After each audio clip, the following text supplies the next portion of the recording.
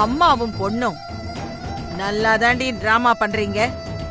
ஏய் லக்ஷ்மி, நீ இப்போ உன் பொண்ணுகிட்ட என்ன பத்தி என்னமோ தப்பா சொல்ல வந்தியே, அது என்ன?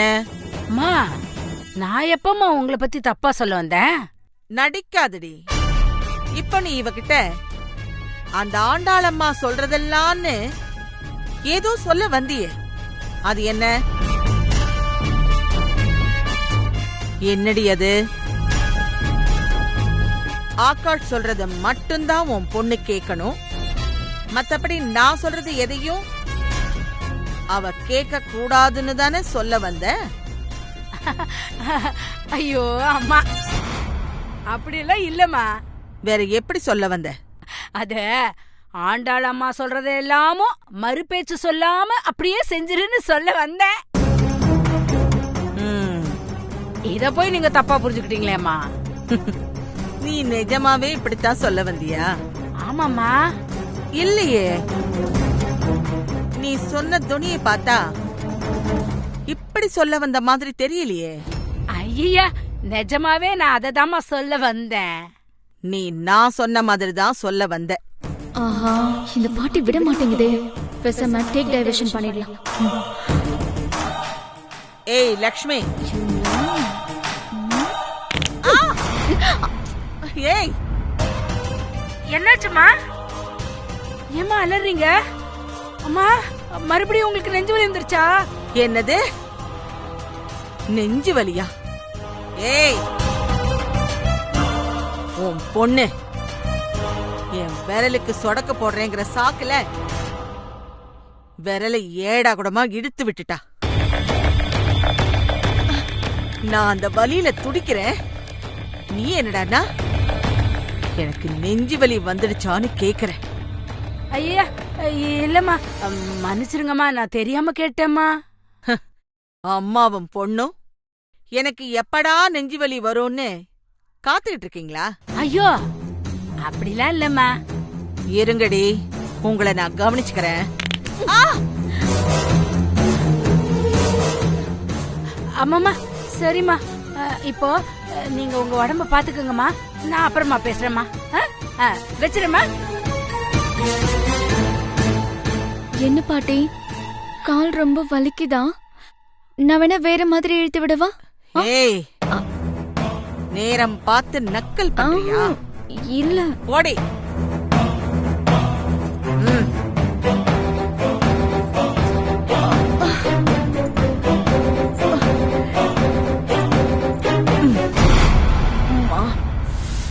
ஃபர்ஸ்ட் நைட் கெடுத்து விட்டீங்கல்ல, அதுக்கு தான் பழி வாங்கினேன். நல்லா அனுபவிங்க.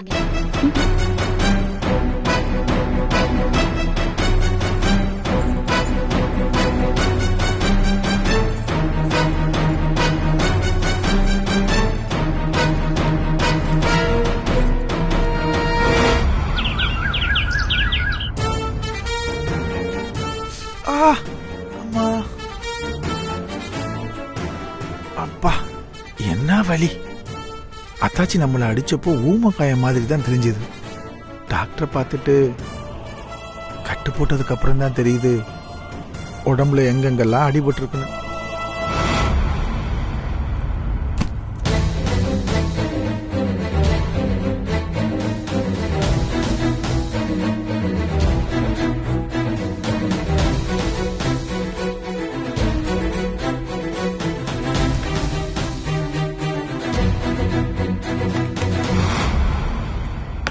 ஏய், என்னடி கட்டின புருஷன் உடம்பெல்லாம் வீங்கி போய் உட்கார்ந்துகிட்டு இருக்கேன், நீ என்ன பார்த்ததும் பதறி போய் ஐயோ என்னங்க ஆச்சு, உடம்பெல்லாம் இப்படி அடிபட்டு வீங்கி இருக்குன்னு ஏதாச்சும் விசாரிப்பேன்னு பார்த்தா நீ என்னமோ என்ன ஒரு பொருட்டாவே மதிக்காம அந்த பக்கம் போற, மறுபடியும் இந்த பக்கமா போற, ஏன் எதிரிலே உட்காந்துக்கிட்டு தெனாவட்டா தண்ணி வேற குடிக்கிற.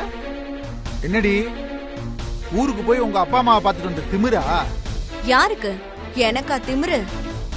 நீங்க தான் திமிர் எடுத்து பணத்துக்கு ஆசைப்பட்டு சொந்த அண்ணன் பொண்ணு கல்யாணத்தையே தடுக்கணும்னு திட்டம் போட்டீங்க. அதனாலதான் இப்படி உத வாங்கிட்டு உட்கார்ந்துருக்கீங்க. இதெல்லாம் உனக்கு எப்படி தெரியும்? நான் ஊருக்கு போயிட்டா இங்க நீங்க என்ன பண்ணுவீங்கன்னு எனக்கு தெரியாதா? நீங்க நிலாவோட ஒரிஜினல் ஜாதக நோட்டை திருடினது, அதனால போலீஸ் கிட்ட மாட்டினது, அதுக்கப்புறம் கல்யாண மண்டபத்துக்கு போய் லக்ஷ்மி அக்கா கிட்ட கல்யாணத்தை நிறுத்திடுவேன்னு குட்டி கலாட்டா பண்ணது, அதுக்கப்புறம் அவங்க கிட்ட உத வாங்கி விடிய விடிய பாத்ரூம்ல மயக்கமா கிடந்தது எல்லாமே எனக்கு தெரியும். ஏங்க, எதுக்குங்க உங்களுக்கு இந்த வேண்டாத வேலை? ஒரு பொண்ணுக்கு கல்யாணம் ஆகுறது எவ்வளவு பெரிய கஷ்டமான விஷயம் தெரியுமா? அத போய் தடுக்கணும்னு நினைச்சிருக்கீங்களே. என்னடி எல்லாத்தையும் நேர்ல இருந்து பார்த்த மாதிரியே சொல்ற? லக்ஷ்மி அக்கா தான் எனக்கு ஃபோன் பண்ணி சொன்னாங்க. என்னது? அவங்க என்ன அடிச்சு இந்த நிலைமைக்கு ஆளாக்குனது மட்டும் இல்லாம அத சந்தோஷமா அவங்ககிட்ட போன் பண்ணி வேற சொன்னாங்களா? அவங்களையும் அவ பொண்ணு நிலாவையும் நான் சும்மா விட மாட்டேன்டி. ஏற்கனவே அவங்க கிட்ட பிரச்சனை பண்ணி தான் இந்த நிலைமைக்கு ஆயிருக்கீங்க. இன்னும் அடங்கலையா? எப்படிடி அடங்க முடியும்? அவங்களால நான் ரொம்ப கஷ்டப்பட்டிருக்கேன். பதிலுக்கு நான் அவங்கள பழி வாங்காம விட மாட்டேன்டி. நீங்க பொழுது போகாம இப்படியே புலம்பிட்டு இருங்க. எனக்கு நைட்டு டிராவல் பண்ணது ரொம்ப அசதியா இருக்கு. நான் போய் தூங்குறேன். வர வர இவ கூட நம்மள மதிக்க மாட்டேங்கிறாளே. ச்சே.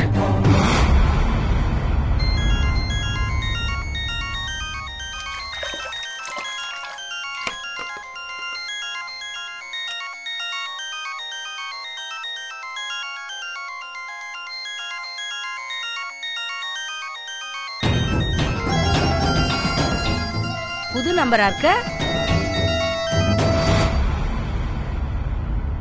ஹலோ, யாரு பேசுறது? ஓ, நம்பரே மறந்து போச்சா? நான் தான் வீரபாகு பேசுறேன். நீங்களா? இப்ப எதுக்கு எனக்கு போன் பண்ணீங்க? வாங்க நடி பத்தலையோ? ஏன் சொல்ல மாட்டீங்க? போதையில இருந்த என்ன பொம்புல ரவுடி மாதிரி கட்டையில அடிச்சு ஆஸ்பத்திரியில படுக்க வச்சீங்கல்ல? நீங்க செஞ்ச காரியத்துக்கு உங்களை அடிச்ச அடியெல்லாம் கம்மி தான். ஒரு பொண்ணு வாழ்க்கைய கெடுக்கிறதுக்கு கல்யாண மண்டபம் வரைக்கும் பிசாசு மாதிரி கிளம்பி வந்துட்டீங்களே. அதுவா சொந்த அண்ணன் பொண்ணோட வாழ்க்கைய கெடுக்கிறதுக்கு எப்படி எல்லாம் துடிச்சீங்க? ஏங்க, என்னங்க நீங்க என்ன அடிச்சு ஆஸ்பத்திரியில படுக்க வச்சது மட்டும் இல்லாம இன்னும் என்கிட்ட திமிராவே பேசிக்கிட்டு இருக்கீங்க. வேற எப்படி பேசணும்ன்றீங்க? இந்த பாருங்க, உங்களால எனக்கு ஆஸ்பத்திரி செலவு 75,000 ரூபாய் ஆயிடுச்சு. என்னது? 75,000? ஆமா. சரி, அதுக்கு என்ன இப்ப? அந்த 75,000தோட கூட 25,000 சேர்த்து ரவுண்டா 1 லட்சம் ரூபாய் கொடுத்து கணக்கை செட்டில் பண்ணுங்க. ஓயா யோ, வாயில ஏதாவது நல்லா வந்துற போகுது. என்ன தாச்சி, மரியாதை குறையுது? குடுக்கலன்னா என்ன பண்ணுவ? நிலாவோட ஜாதக ரகசியத்தை ஆண்டாள் அம்மா கிட்ட தெரியப்படுத்தி அவ வாழ்க்கையை நாசம் பண்ணிடுவேன். நீ என்ன இன்னும் பழைய கதையே சொல்லிட்டு இருக்க? இப்ப என் பொண்ணு நிலாவுக்கு கல்யாணம் ஆகி அவ புருஷனோட சந்தோஷமா குடுத்த நடத்த ஆரம்பிச்சிட்டா. இனிமே உன்னால அவ வாழ்க்கையை எதுவுமே பண்ண முடியாது. அப்படின்னு யார் சொன்னா? கல்யாணம் ஆயிட்டா அந்த கல்யாணத்துக்காக நீங்க செஞ்ச ஜாதக பிராடத்தனம் எல்லாம் இல்லைன்னு ஆயிருமா? கண்டிப்பா ஆவாதுதான். ஆனாலும் இனிமே அந்த ரகசியத்தை ஆண்டாளம்மா கிட்ட என்ன யார்கிட்ட சொன்னாலும் யாருமே அதை நம்ப போறது இல்ல. இன்னும் சொல்ல போனா நீ இந்த விஷயத்த சொன்னீனா நிலாவோட புருஷன், அதான் எங்க மாப்பிள்ள ஆகாஷ் தம்பி இருக்காருல்ல, அவரு நீ சொல்றத நம்பாம என் பொண்டாட்டி வாழ்க்கைய கெடுக்க பாக்குறியான்னு உன்னை அடிச்சே கொன்றுவாரு பாத்துக்க. ஏன்னா எங்க மாப்பிள்ள என் பொண்ணு மேல அவ்வளோ உசுர வச்சிருக்காரு. இந்த வர அதனால இனிமே இந்த மாதிரி பணம் கெட்டு மிரட்டுற வேலையெல்லாம் வச்சுக்காதனே. வேண்டாம் தாச்சி. என்னடா நான் உனக்கு பணமா தரேன்ற? வேணும் தச்சி, வேணும் தச்சின்ற. இதுக்கு மேல என்ன பகச்சிக்காதீங்க தாச்சி. உன்னால முடிஞ்சத பாரியா. முதல்ல போன வை. இவன் அடங்க மாட்டான் போல இருக்க. இவங்கிட்ட என்ன பேச்ச? போன சுவிட்ச் ஆஃப் பண்ணி போட்டு.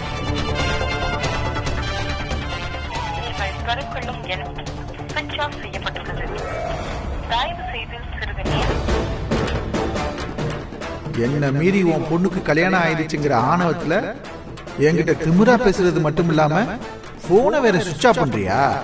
இரு, உன்னை பாத்துக்கிறேன்.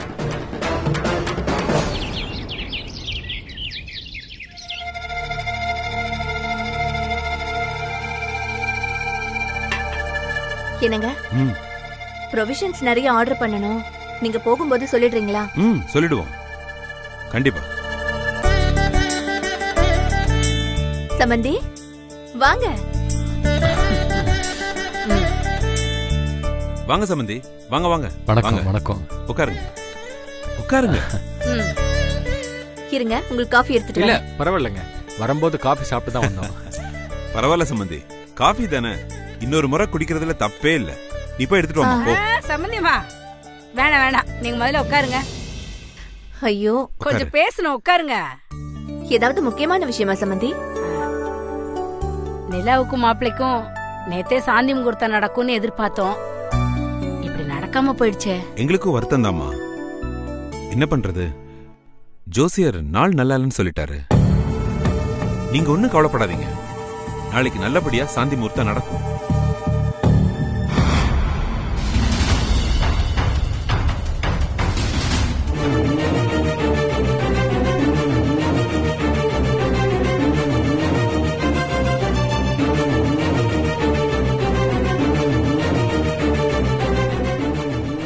என்ன லக்ஷ்மி, திடீர்னு சொல்லாம கொள்ளாம வந்திருக்க? வீட்டு செலவுக்கு பணம் ஏதாவது வேணுமா? அதெல்லாம் ஒண்ணு வேண்டாமா. ஆமாமா, இப்போதைக்கு உங்களுக்கு வீட்டு செலவுக்கு பணம் எதுவும் தேவைப்படாதுதான். ஏன்னா கல்யாணத்துல மீந்து போன சாப்பாடு பலகாரம் எல்லாம் நீ தானே எடுத்துட்டு போன.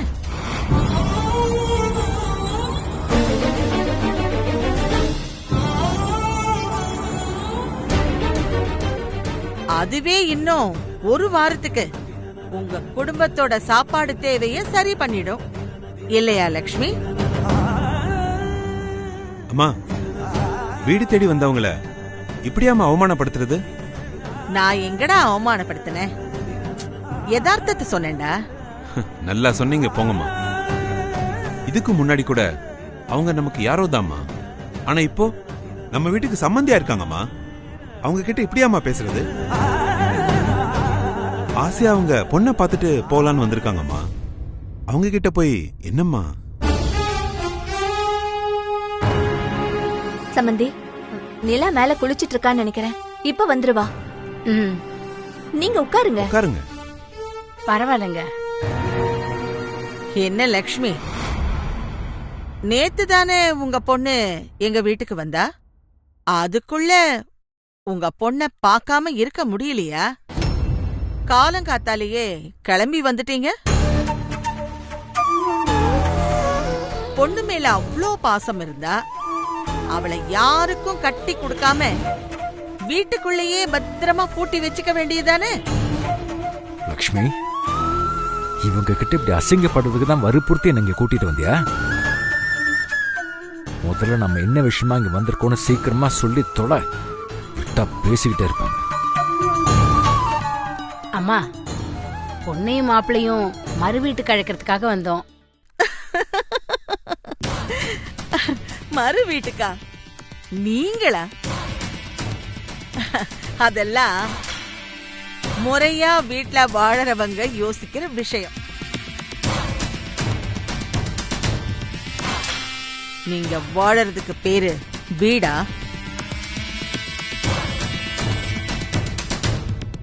சாதாரண ஓட்டு கொட்டகை தானே. அங்க நீங்களே இடிச்சுக்கிட்டு தான் நிக்கணும். இதுல என் பேரன் வேற அங்க வந்து கஷ்டப்படணுமா? மறு வீடு வேண்டாம், ஒண்ணும் வேண்டாம். கிளம்புங்க இங்க இருந்து.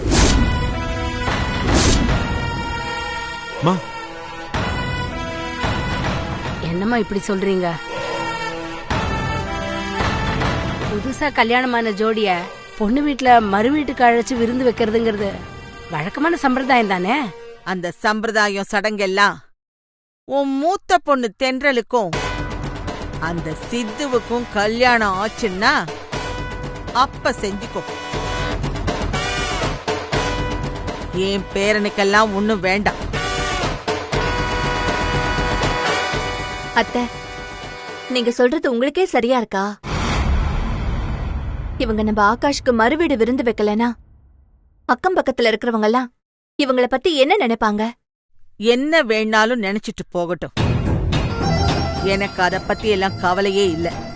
இல்ல அத்தை, பொதுவா இந்த சடங்கு சம்பிரதாயம் எல்லாம் நடக்க வேண்டியது தானே. இதுலலாம் தானே புதுசா கல்யாணம் ஆனவங்களோட சந்தோஷமே அடங்கி இருக்கு. வாய மூடுறி. என்ன சந்தோஷம் அடங்கி இருக்கு அதுல?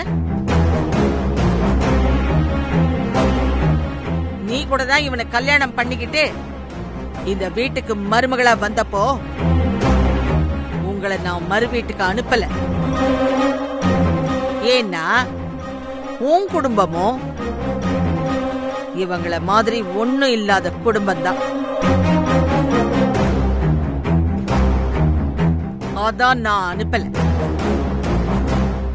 அதனால என் பையனோட சந்தோஷம் கெட்டு போச்சா என்ன?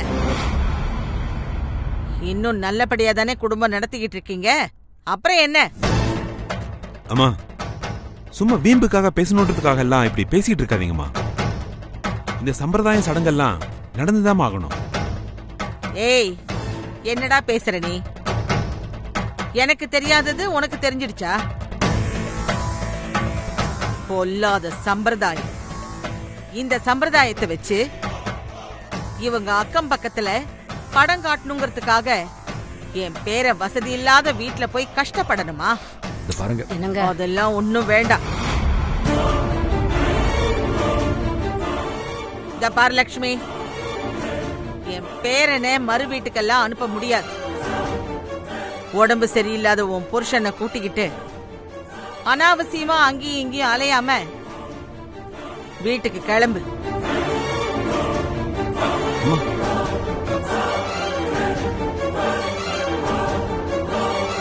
அப்பா, அம்மா,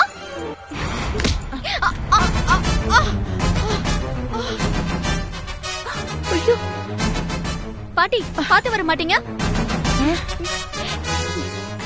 அம்மா,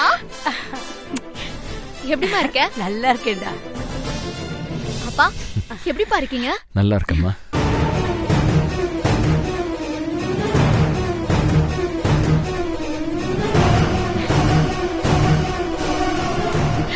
ஏய், என்னடி என்னமோ உன் அப்பா அம்மாவை பல வருஷம் கழிச்சு பாக்குற மாதிரி ஓவரா படம் காட்டுற.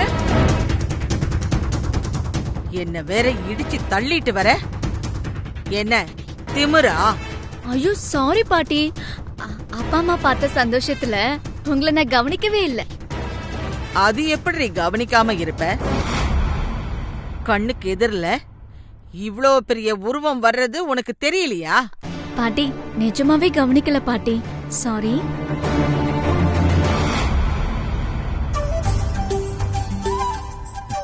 அத்தை, மாமா வாங்க. ஆசீர்வாதம். நல்லா இருக்கு. நல்லா இருக்க மாப்பிள்ள. எப்படி இருக்கீங்க? சூப்பர் கொஸ்டின் மாமா. இவ்வளவு நாள் நான் ஏன் இருக்கேன், ஏன் பிறந்தேன், ஏன் வளர்ந்தேன்னு எதுவுமே தெரியாம ஒரு அர்த்தமில்லாத வாழ்க்கைய வாழ்ந்துட்டு இருந்தேன். ஆனா எப்போ நான் உங்க பொண்ணு நிலா கழுத்துல தாலி கட்டி அவ என் ஒய்ஃப் ஆனாலோ அப்பவே என் வாழ்க்கைக்கு ஒரு பெரிய அர்த்தம் கிடைச்ச மாதிரி நான் நல்லா ஃபீல் பண்ண ஆரம்பிச்சிட்டேன் மாமா. உண்மையிலேயே நிலா எனக்கு பெரிய கிஃப்ட் மாமா. இப்படி ஒரு அழகான கிஃப்ட் எனக்கு பெற்று கொடுத்ததுக்காக வாழ்நாள் பூரா நான் உங்களுக்கு தேங்க்ஸ் சொல்லிக்கிட்டே இருக்கணும். சந்தோஷம் மாப்பிள்ள. தேங்க்ஸ் அத்தை. தேங்க்ஸ் மாமா. சந்தோஷம் மாப்ள. ஐயோ, நிக்க வச்சு பேசிட்டு இருக்கேன். உட்காருங்க மாமா. இல்ல பரவாயில்ல மாப்ள. பரவாயில்ல மாப்பிள்ள. சரி, என்ன சாப்பிடுறீங்க? அம்மா, ஏதாவது எடுத்துட்டு வாங்க. இல்ல நான் ஏற்கனவே வேண்டாம் மாப்ள. கேட்டுட்டேன்பா, அவங்க காஃபி கூட அவங்க சாப்பிட தான் மாட்டேங்கிறாங்க. சாப்பிடல. நீயாவது சொல்லு. ஏன், என்னாச்சு? ஏன் எதுவும் சாப்பிட மாட்டேங்கிறீங்க? என் மேல ஏதாவது கோவமா? ஐயோ, அப்படிலாம் ஒண்ணும் இல்ல. வீட்ல இருந்து வரும்போது சாப்பிட்டுட்டு தான் வந்த மாப்பிள்ள. இங்க பாருங்க அத்தை, எப்போ உங்க பொண்ணு இந்த வீட்டுக்கு மருமகளா வந்தாலோ அப்பவே நீங்களும் இந்த ஃபேமிலியை சேர்ந்தவங்க தான். அதனால நீங்க எப்போ இங்க வந்தாலும் இத உங்க வீடா நினைச்சு உங்களுக்கு விருப்பமானதை கேட்டு வாங்கி சாப்பிடுங்க. ஆமா, நீங்களும் தான். சரி மாப்ள. சரி மாமா, என்ன விஷயமா வந்திருக்கீங்க? நிலாவை பார்த்துட்டு போலான்னு வந்தீங்களா? மாப்பிள்ள, அது நாங்க உங்க 2 பேரையும் மறு வீட்டுக்கு அழைக்கிறதுக்காக வந்திருக்கோம். வாவ், அப்படியா? ரொம்ப நல்ல விஷயமாச்சே. ஹை, அப்போ நாம எங்க வீட்டுக்கு போக போறோமா? ஏய், அதென்ன உங்க வீடு எங்க வீடுன்னு பிரிச்சு பேசிட்டு இருக்க? நம்ம வீடுன்னு சொல்லு. ஆமா இல்ல, இனிமே இந்த வீடு அந்த வீடு 2 வீடுமே நம்ம வீடுதான். கரெக்டா சொன்ன. அத்தை, மாமா, ஒரு 2 நிமிஷம் வெயிட் பண்ணுங்க. நானும் நிலாவும் இப்பவே ரெடி ஆயிட்டு வந்துடுறோம். சரிங்களா? ஒரு நிமிஷம் மாப்ள. சொல்லுங்க அத்தை.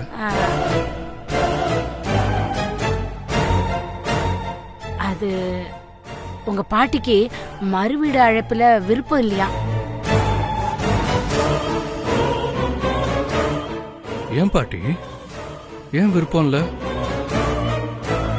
இது புதுசா கல்யாணம் ஆன எல்லாருக்குமே நடக்கிற சம்பிரதாயம் தானே பாட்டி?